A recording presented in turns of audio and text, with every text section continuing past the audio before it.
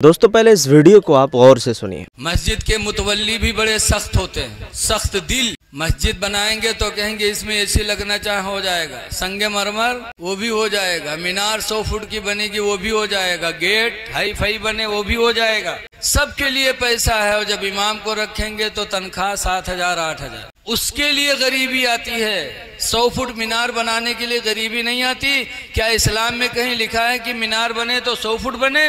क्या कहीं लिखा है कि मस्जिद बने तो संगे मरमर ही लगे? कहाँ लिखा है कि गेट बने तो 50,000 का गेट, 50 लाख का गेट बन जाए? कहीं नहीं लिखा है। उसके लिए पैसा आपके पास है, और इमाम को देखने के लिए आपके पास पैसे नहीं है। बीवी बीमार हो गई, बेचारा कर्जा मांग रहा है तुम्हारा इमाम। बच्ची की शादी है तो गांव वालों से मदद मांग रहा है, बिटिया की शादी कुछ मदद कर दो। ये हमारी आपकी गैरत मर गई।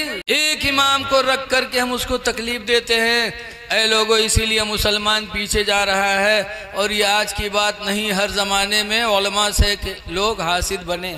1-1 करोड़ की मसाजिद हम तामीर कर देते हैं, और इमाम साहब सिर्फ 1,000-2,000 बढ़ाने के लिए बोल दें तो हमारे पास बजट नहीं होता है। मैं आपको एक सच्चाई बताऊं, भी कल मेरे साथ पेश आया। एक भाई आए हुए थे नौगढ़ से। ये एक बहुत बड़ी सच्चाई है हमारे मदारिस और मसाजिद की। मैं तमाम की बात नहीं कर रहा हूँ, क्योंकि अल्हम्दुलिल्लाह बाज़ ऐसे भी होते हैं जो अपने इमामों का पूरा ख्याल रखते हैं, और जिन्होंने लॉकडाउन के मौके पर बाकायदा जो है उनको पूरी सैलरी दी, बिठा करके तनख्वाह दिया है। लेकिन वहीं पर बाज ऐसी बातें भी सुनने में आई हैं जिसको सुनने के बाद यार बड़ा अफसोस हुआ। इतना अफसोस हुआ कि मैं आपको क्या बताऊं, अल्लाह रहम का मामला करे। मैंने यहाँ तक सुना कि बाज जिम्मेदारों ने दूसरे इदारे वालों को कॉल करके बाज़ाब्ता ये कहा, भाई आप जो है मुदर्रिसीन को तनख्वाह न दें वरना हमें भी देना पड़ेगा। और बाज इदारों के बारे में यहाँ तक बातें सुनने में आई कि वहाँ पर भाई तामीराती काम चल रहा है, सारी चीज़ें हो रही हैं, लेकिन इमाम या मुदर्रिस की तनख्वाह के लिए पैसे नहीं हैं उनके पास। अल्लाह रहम का मामला करे। यानी 1-1 लाख 2-2 लाख नहीं, बल्कि 1-1 करोड़ की मसाजिद हम तामीर कर देते हैं, और इमाम साहब सिर्फ 1,000-2,000 बढ़ाने के लिए बोल दें हमारे पास बजट नहीं होता है। मैं आपको एक सच्चाई बताऊं, भी कल मेरे साथ पेश आया। एक भाई आए हुए थे नौगढ़ से, उनसे कुछ बातचीत हो रही थी। मैं उनका नाम तो नहीं जानता हूँ, फेसबुक के जरिए से बेचारे मुझे पहचानते थे। बहरहाल कल वो आए और उन्होंने मुझसे मुलाकात की। मैंने कहा भाई कहाँ पढ़ा रहे हैं? उन्होंने अपने इलाके का नाम बताया, मदरसे का नाम बताया, कहा वहाँ सिर्फ हिफ्ज़ वगैरह होता है। बहरहाल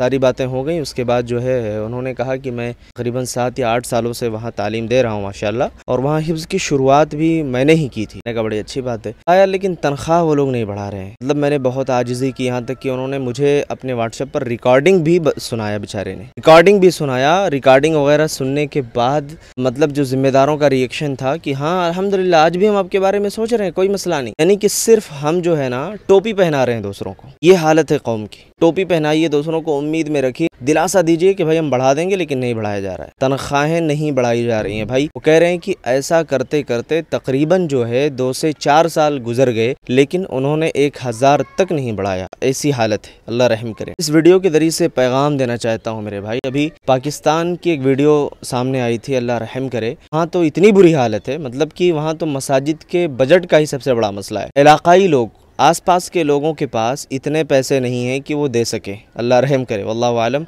है नहीं मालूम, लेकिन मस्जिद के बजट में इतनी कमी आ गई थी कि जो मस्जिद के मुतवल्ली साहब थे उन्हें मजबूरन जो है मस्जिद में ताला लगाना पड़ा। वीडियो खुद आप देख सकते हैं।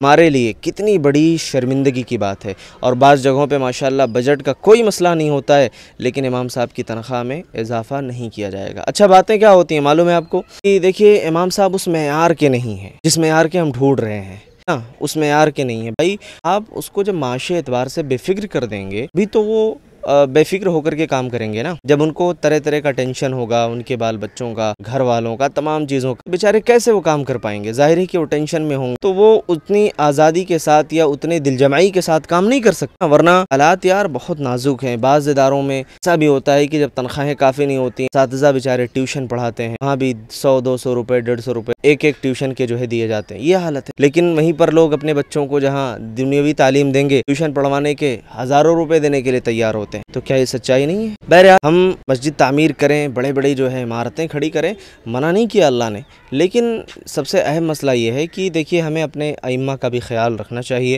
مؤذنین، مدرسین، جو بھی حضرات ہیں بھرپور خیال رکھیں یار، یہی لوگ جو ہے ہمارے قوم کے رہنما ہیں، اور اگر یہی ختم ہو جائیں گے، ناپید ہو جائیں گے، تو پھر ہمارے لیے بہت بڑی دشواری ہونے والی ہے۔